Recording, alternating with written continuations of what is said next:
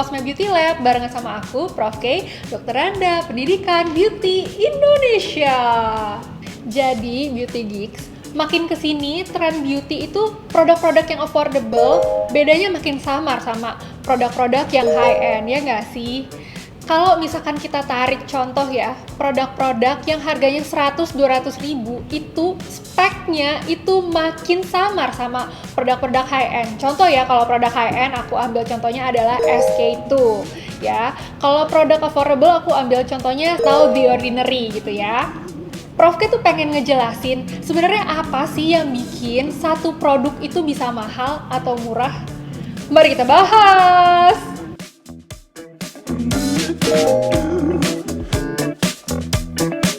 Faktor penentu atau variabel utama yang membuat skincare itu bisa menjadi mahal atau murah adalah ingredients. Apakah dia menggunakan ingredients yang signature gitu, yang unik atau yang punya dia aja nih gitu. Kalau misalkan SK2 ya, SK2 itu coba silakan di Google karena SK2 itu punya ingredients yang ada tanda TM-nya atau trademark. Nama ingredients-nya ya betul, Pitera, pinter. Sedangkan kalau dibandingkan dengan The Ordinary ini nggak punya signature ingredients. Dia pakai ingredients kayak niacinamide gitu, yang common aja gitu. Jadi ya beda lah ya. Kelangkaan ingredients-nya. Iya dong, hukum kelangkaan. Kalau semakin langka, semakin mahal ya nggak sih? Ibaratnya ya, kalau kita beli minyak goreng aja itu ada kualitas atau level-levelnya. Semakin mahal, itu semakin bagus kualitasnya. Begitu juga dengan skincare. Kalau misalkan di skincare yang high-end, kualitas bahan bakunya itu pasti lebih tinggi levelnya daripada skincare yang affordable. Kalau misalkan kalian pakai ingredients yang persentasenya lebih tinggi, ya itu pasti harganya ngaruh. Kalau misalkan ingredients-nya presentasinya lebih rendah, pasti biasanya lebih murah gitu. Kalau ngomongin urutan ingredients, Prof ambil contoh ya, SK2 FTE itu.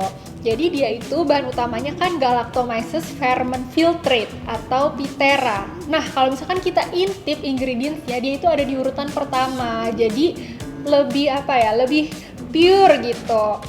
Nah, kalau dibandingin sama The Ordinary niacinamide, betul niacinamide-nya urutan kedua. Tapi kan balik lagi, mungkin kualitas ingredients-nya itu beda, jadi harganya lebih affordable. Riset ini juga berpengaruh. Jadi semakin lama risetnya, semakin inovasinya berbeza ya kan, semakin berbeda, semakin unik, semakin mahal. Aku kasih contoh lagi ya, SK2. SK2 ini kan bahan utamanya Pitera. Pitera ini ditemukan tahun 1970 di Jepang. Nah, sampai brand SK2 itu luncur, itu ada 10 tahun, jadi tahun 1980. Segitu lamanya mereka mengembangkan produk. Di saat belum ada brand skincare yang canggih-canggih, mereka sudah menemukan Pitera. Jadi ibaratnya orang masih tidur, dia udah bangun. Orang udah bangun, dia udah jalan. Orang udah jalan, dia udah terbang gitu. Karena kan ya nggak bisa dibohongin juga ya, kalau misalkan brand yang mahal itu dia punya efektivitas yang lebih tinggi dibandingkan dengan brand yang affordable. Apa yang dia jual kalau bukan efektivitas? Apakah cuma janji-janji kosong? Ya kan nggak gitu dong. Kalau brand-brand high-end itu kan targetnya aja sultan. Jadi cara menjualnya, komunikasinya, pengemasannya aja tuh beda dengan brand-brand yang affordable ya kan. Nah, kalau kalian lihat nih, misalkan ada promo hari belanja online nasional 11.11 gitu. Paling brand-brand yang high-end ini promonya nggak akan segila-gila brand affordable, nggak ada. Beli 1 gratis 5 gitu, jarang. Nggak akan terjadi. Nah, branding tuh juga berpengaruh loh sama harga. Misalkan Prof tanya ya, SK2. Kalau misalkan ada orang yang nyebutin SK2, apa yang muncul di pikiran kalian? Biasanya orang kalau denger SK2 tuh langsung inget Vitera gitu, atau langsung inget, oh harganya beda ya gitu. Nah, itu tidak muncul dengan begitu saja.